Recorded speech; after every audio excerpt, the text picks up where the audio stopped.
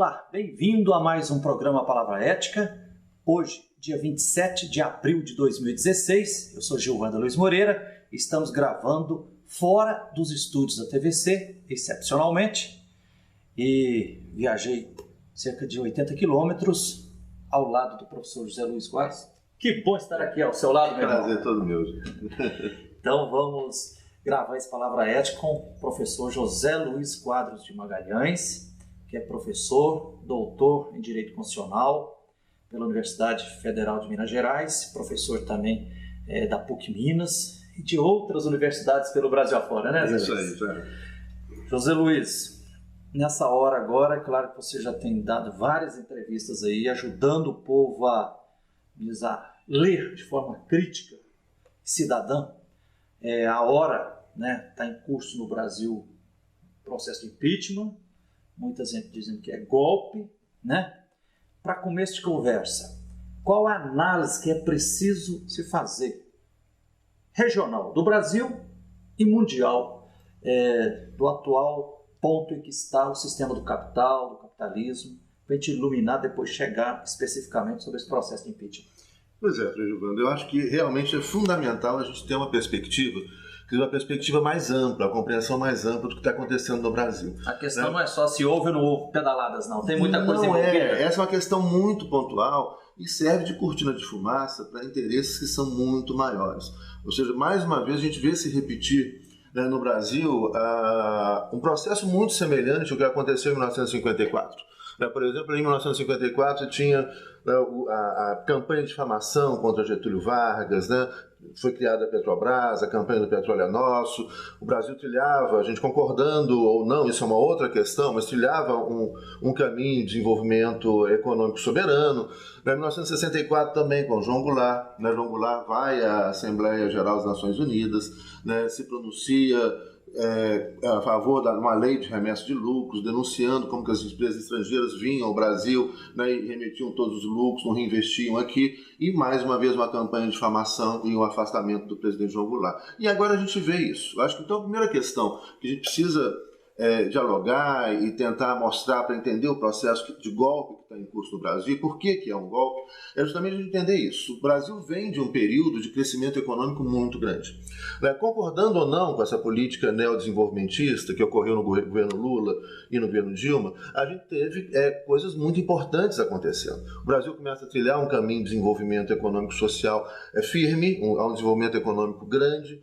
Você vê a América Latina com governos populares, né? Não só no Brasil, obviamente governos com perfis distintos, né? Mas no Brasil, Venezuela, Bolívia, Equador, Chile um pouquinho com a Michelle Bachelet, Uruguai, a experiência do Uruguai, principalmente com o queridíssimo Mujica, né? Os governos Kirchner na Argentina, foram governos que cada um a seu modo, no Paraguai, Fernando Lugo no Paraguai, que também foi golpeado por um impeachment artificial, né? Mas foi um momento onde o Brasil o Brasil junto com a região conhece um momento de desenvolvimento social e econômico muito grande, né? Se a gente pegar o relatório da ONU, Frei Gilvando, dos últimos 10 anos, a região do planeta onde mais diminuiu a desigualdade socioeconômica foi a América Latina.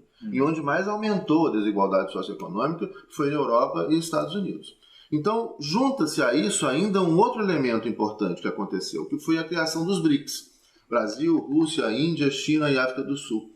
Né? E ali, então, nesse momento, há a criação do Banco dos BRICS, há um desenvolvimento econômico fabuloso da China, da Rússia, do Brasil, né, da Índia, e isso começa a ameaçar a hegemonia europeia e norte-americana. Então, o que a gente está vendo agora, e a partir daí, dessa lente ampliada, né, desse foco mais aberto, né, para a realidade global, é que a gente precisa começar a compreender o que está acontecendo no Brasil. Ou seja, a gente vê agora uma reação dos Estados Unidos e da Europa, né, principalmente norte-americana, mais uma vez, que não vai deixar que a América Latina trilhe um caminho de desenvolvimento soberano, sem a tutela norte-americana, sem a intervenção norte-americana, e que não vai deixar que os BRICS, né, superem o domínio europeu e norte-americano, que vem aí dos últimos 500 anos, no caso da Europa, e dos Estados Unidos nos últimos 100 anos. Então o ataque agora não é só do PSDB, dos coxinhas, nem só da Fiesp, nem da TV Globo? Não. Os coxinhas, a verdade, o que acontece com essas pessoas que estão apoiando, elas estão enganadas pelos meios de comunicação social, que no Brasil mentem, distorcem, encobrem, né, sistematicamente há muito tempo. Então você tem muita gente que infelizmente está sendo manipulada, né? Muita gente... Aí tem fatores distintos, né? A gente vai ver muitas pessoas que foram beneficiadas por essas políticas do governo Lula, né? Milhões de brasileiros foram incluídos no mercado de consumo, etc. Veja bem, não quer dizer que eu concorde com esse modelo, não. Eu não concordo com esse modelo desenvolvimentista de ampliação do mercado de consumo, acho que não é por aí. Mas lembrando também que outras coisas importantes foram feitas no campo da educação, da expansão da educação superior, da educação fundamental, né? Isso também não pode ser esquecido. Mas essas pessoas que estão sendo enganadas, pessoas que foram beneficiadas por essa política no período aqui do governo Lula e o primeiro governo Dilma, e que hoje, influenciadas pela mídia, pelo ódio gerado pela grande mídia, especialmente pela Rede Globo, a revista Veja, Estadão de São Paulo, né, Folha de São Paulo e outros meios aí de influência nacional, criam esse ódio. E outros que vêm, que a gente precisa também ressaltar isso, que é o ódio de classe. Né? Então pessoas, classe média alta, que de repente ficaram desde aquele período profundamente incomodadas quando tiveram que compartilhar seus espaços, né? Os clubes, os shopping centers, os aviões, as universidades, com pessoas que então apenas trabalhavam para elas e depois voltavam para suas casas na periferia, e que agora essas pessoas podem frequentar as universidades, podem viajar para o interior. Agora não, a partir do governo Lula, né? Agora nós estamos numa crise que se aprofunda globalmente, uma crise também no Brasil. E essa classe média alta jamais tolerou. Então agora estão colocando todo esse ódio de classe para fora. Classe média é essa que, digo, é uma invenção, né? Porque a classe média acha que é capitalista, né? Mas tem que trabalhar, e só descobre que tem que trabalhar depois que perde o seu emprego. Então essa classe média que é uma invenção do capital, que é uma farsa do capital, mas que de repente, que gera todo esse ódio que a gente vai vendo aí na rua. Né? Isso, professor José Luiz Quadros, é uma coisa que me deixa assim, muito comovido e indignado. Por exemplo, eu, pela Comissão Pastoral da Terra, tenho a responsabilidade e a alegria de acompanhar a luta pela terra, apoiando a luta do MST por reforma agrária, muitos outros movimentos camponeses, e também a luta por moradia própria e adequada. Povo que não suporta mais sobreviver debaixo da pesadíssima cruz do aluguel, né?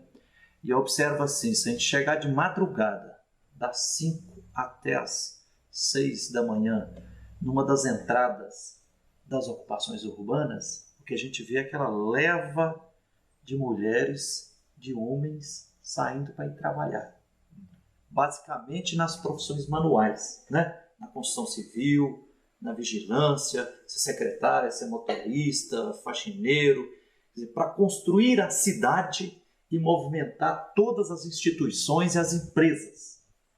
Aí depois eu fico pensando, inclusive muita gente que mora nas ocupações trabalha como doméstica, como babá, né? Nos bairros nobres, né, de Belo Horizonte, das cidades. Aí eu fico pensando assim, a força de trabalho é tão querida por todos, pela pequena burguesia, que é chamada de classe média, e também pela classe dominante, por que a dignidade desse povo não pode ser respeitada, né?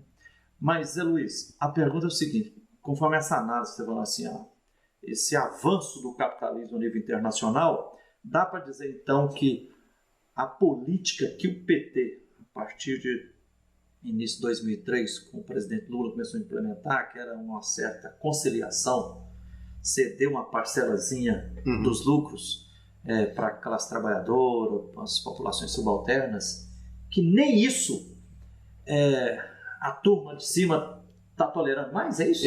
Claro que não. Porque para fazer esse tipo de política, e aí eu acho, reconhecendo todo o mérito do governo Lula. Eu acho que, principalmente como professor universitário, a gente tem que lembrar a tragédia que ocorreu com as universidades brasileiras durante o período do Fernando Henrique Cardoso, do governo do PSDB. Não criou nenhuma na época. Não criou nenhuma universidade. E o Lula criou 18 universidades. Universidades fabulosas, como a Universidade Federal do Sul da Bahia, a Unilab no Ceará, a Unila, a Universidade da América Latina, em Foz do Iguaçu, entre várias outras, além de mais de 200 campos universitários, centenas de Cefet. Então a gente não pode esquecer isso. Agora, essa aposta que parte da esquerda brasileira fez, especialmente o PT, de negociar com a direita, essa aposta foi uma aposta feita, gerou alguns efeitos positivos durante algum tempo, mas a gente viu que não funciona, porque a lógica do capitalismo, o capitalismo é voraz. Ele quer sempre mais. Essa é a sua lógica. Ele não vai admitir, e é essa questão que eu chamava a atenção há pouco,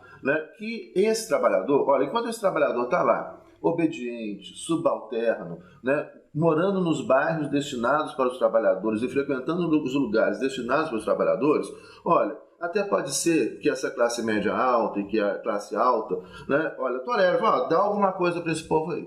Agora, o que o governo Lula fez, que incomodou profundamente, né, porque do ponto de vista econômico manteve uma lógica desenvolvimentista capitalista, né, com a qual não concordo, mas o que ele fez do ponto de vista da educação, né, foi também dar condições para essas pessoas alçarem voos, né, exercerem outras funções, participarem mais da vida intelectual, da vida cultural, da vida política, da vida social, da vida econômica do país. Né? E isso aí é que é imperdoável. E o que a gente vê também agora é um avanço brutal da direita, né, no mundo inteiro, porque veio um período grande de desenvolvimento econômico, social, como eu disse, de crescimento das esquerdas, especialmente na América Latina, e chegou um ponto, então, que os Estados Unidos, que a direita, né, que os grandes capitalistas chegaram e falaram, olha, não dá mais para tolerar isso. Né? E soma-se a questão da grave crise que o capitalismo vive hoje na Europa, nos Estados Unidos, com o aumento do desemprego, né, com o aumento da desigualdade social, que é brutal hoje no mundo, jamais visto isso antes. Né? Então dá para dizer que o leão ou o tigre fugiu das poucas florestas que ainda existem, ou do zoológico, e está desinvestado, devorando tudo? Está desinvestado, né? Quando você falou do tigre, do leão, são bichos tão bonitos, né? E o capitalismo é tão feio. Eu acho que vamos pensar assim. Vamos pensar no urubu. Mas também tem que respeitar o urubu. Mas vamos falar esse monstro, né? O urubu ajuda também a despoluir. O urubu ajuda, né? Também. Falar urubu ainda serve para alguma coisa. Mas esse monstro voraz do capitalismo, do capital, né? Que está solto e está descontrolado. A gente vê, e aí eu queria encerrar esse primeiro bloco só lembrando uma coisa ao nosso telespectador, né? Que esse processo de desestabilização, ele não está acontecendo só no Brasil.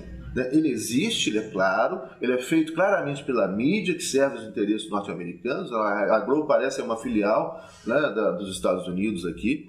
Ele é feito pelo juiz Moro e alguns outros juízes, ele é feito por parte da Polícia Federal, ele é feito por parte do Ministério Público Federal também, né? É uma ação conjunta de desestabilização. Parece que orquestrada. Claramente. Fiesp também. Fiesp, que participou do golpe de 64, está aí de novo financiando tudo, né, todo esse golpe em curso, a burguesia paulista, né, o governo de São Paulo, PSDB, etc., reeditando aquilo que a gente viu antes. E aí, só lembrar, para terminar, a gente pode, o mesmo processo, outro dia eu li numa revista católica, eu esqueço o nome agora, mas eu quero achar essa revista e vou divulgar. Eu estava dando uma entrevista lá na Rede Católica, de televisão, TV Horizonte, e eu li antes de começar a entrevista, eu estava lendo isso numa revista, todo o processo de desestabilização da extrema-direita católica contra o Papa Francisco. Né? Alguns acusando o Papa Francisco de ser comunista, né, e logo de não ser católico. Olha, esse processo de desestabilização é contra toda e qualquer ação para diminuir a desigualdade, para dar dignidade a todas as pessoas, e a direita vem pesada, vem batendo pesado no Brasil, na Venezuela, na Bolívia, no Equador, na Argentina, contra o Papa, né, no Vaticano e por aí afora. Então, é isso que eu queria chamar muita atenção do telespectador. Olha, preste atenção no que está acontecendo. Isso aí é uma guerra global, né, e nós estamos inseridos nisso. Não se trata de impeachment, não se trata de corrupção, pedalada fiscal, isso é só cortininha de fumaça. Ok. Que beleza. Nós estamos aqui então no Palavra Ética, entrevistando o professor José Luiz Quadros de Magalhães, professor e doutor em Direito Constitucional, professor da Universidade Federal de Minas Gerais, da PUC Minas e de outras universidades. Nós vamos a um pequeno intervalo e voltaremos já para continuar essa prosa esclarecedora aqui com o professor José Luiz Quadros de Magalhães.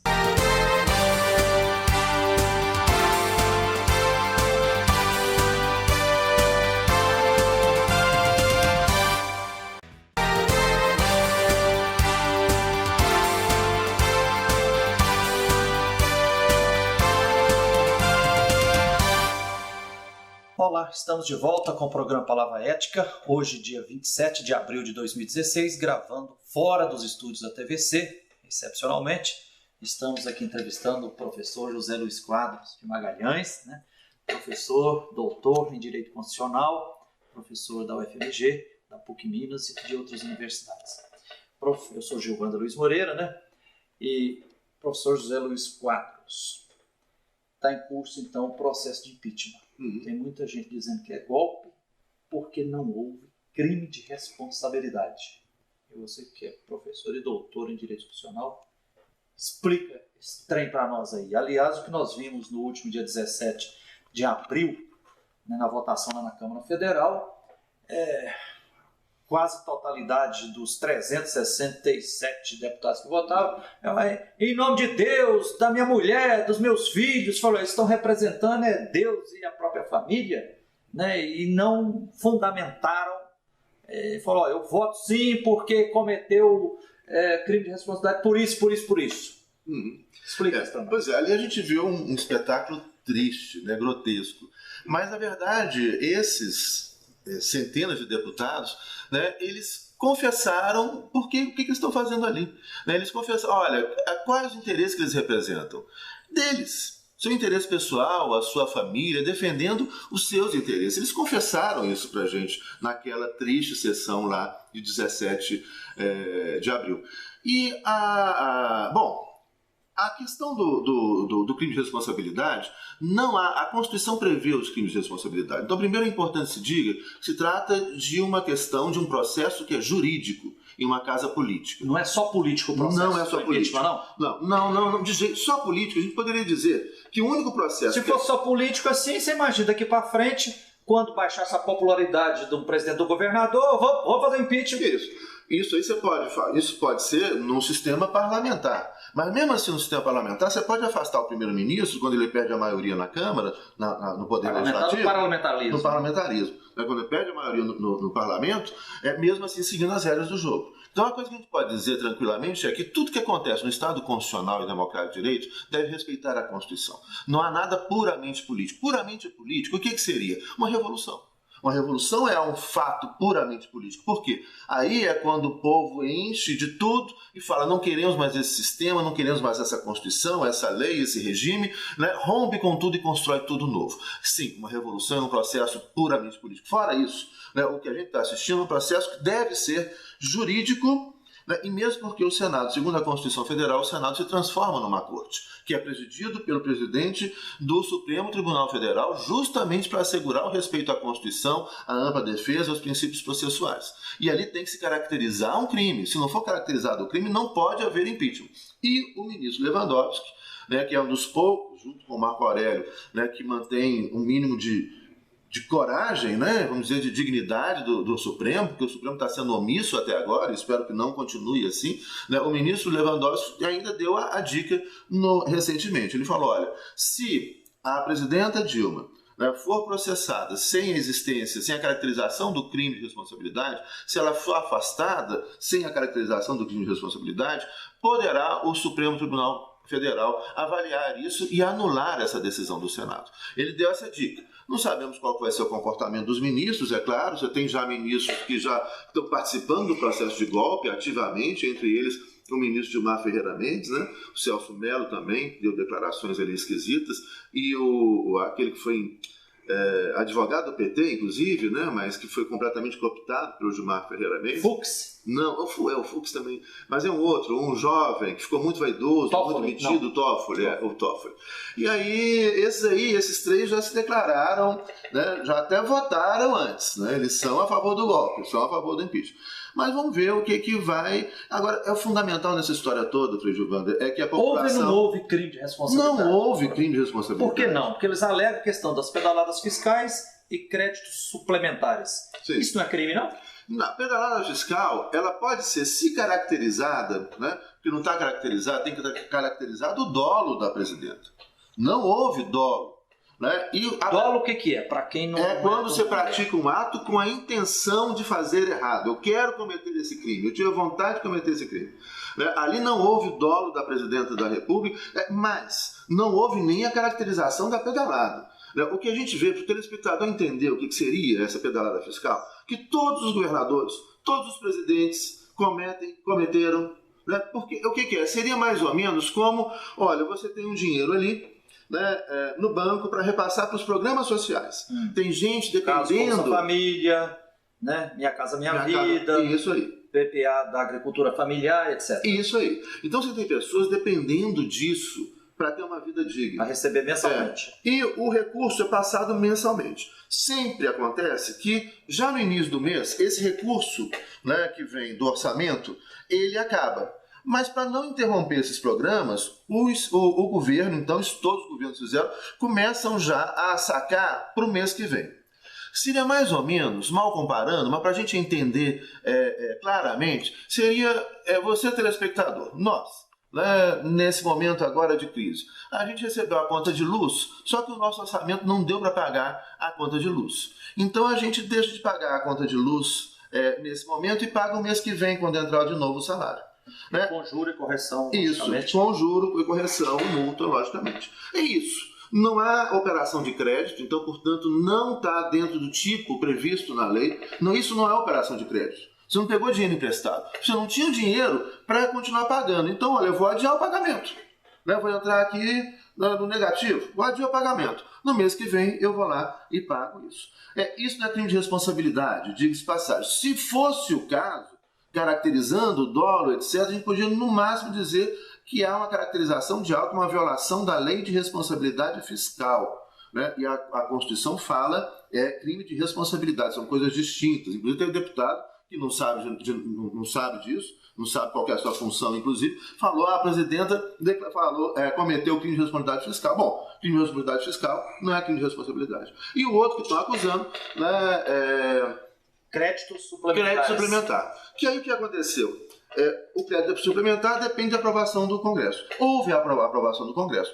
Então fez o decreto de crédito suplementar e logo depois veio o Congresso e aprovou isso. Houve a aprovação do Congresso. Então não há crime de responsabilidade. O surreal, gente, é a gente imaginar que você tem essa Câmara de Deputados que votou e a comissão que aprovou o início do processo, que depois foi votado por todos os deputados.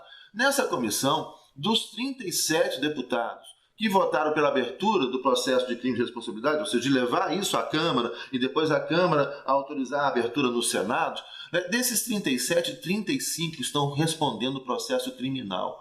Alguns já com condenação em primeiro grau. E a Presidenta da República não responde nenhum processo.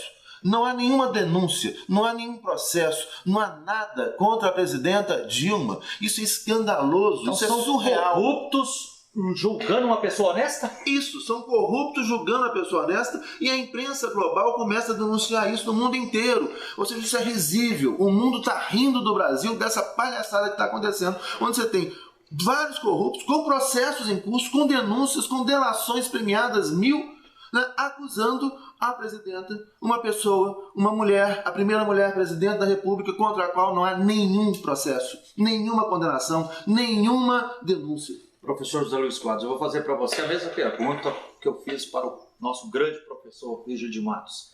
A presidenta Dilma está sendo vítima desse processo de impeachment e de golpe mais pelas virtudes, pelos acertos do governo dela ou pelos erros e pelas contradições do PT? É claro que ela está sendo vítima justamente pelos seus acertos. É claro que esses acertos, os acertos dos governos do PT, né, a gente pode fazer muitas críticas, os acertos é o que incomodou a elite, é o que incomodou o capital. Os acertos do governo Dilma é o que incomoda o capital, é o que incomoda a direita, o que incomoda os ricos. Né? E lembrando mais uma coisa importantíssima. Quando começaram aquelas manifestações em 2013, já era o final, junho de 2013, já era o final do governo Dilma. A gente tinha ali manifestações contra, era difusa, era contra tudo. Cada um reclamava de uma coisa, as pessoas não sabiam muito bem o que estava incomodando. Né? Naquele momento, o governo Dilma tinha quase, recordem isso, telespectador, dê uma olhada no Google, o governo Dilma naquela ocasião tinha mais de 70% de aprovação. Começaram aquelas manifestações e a grande mídia, a imprensa e principalmente a Rede Globo começou a desvirtuar e usar essas manifestações, direcionar essas manifestações contra o governo. Que acabam as manifestações, aquela aprovação que era de mais de 70%, ela vai cair para 40%. E desde então não recuperou mais. Professor José Luiz Quadros, nós ainda temos em 2 minutos. E o Supremo Tribunal Federal? Se eu estou entendendo bem, o processo de impeachment ele não é exclusivamente político, é também jurídico. Agora, no dia 17, os deputados votaram como se fosse algo exclusivamente político. Dizer, porque o Lula e a Dilma têm que ir para a cadeia, então eu sou assim. Porque não fez rodovia lá em Rondônia, eu voto sim. É para minha mulher e tal.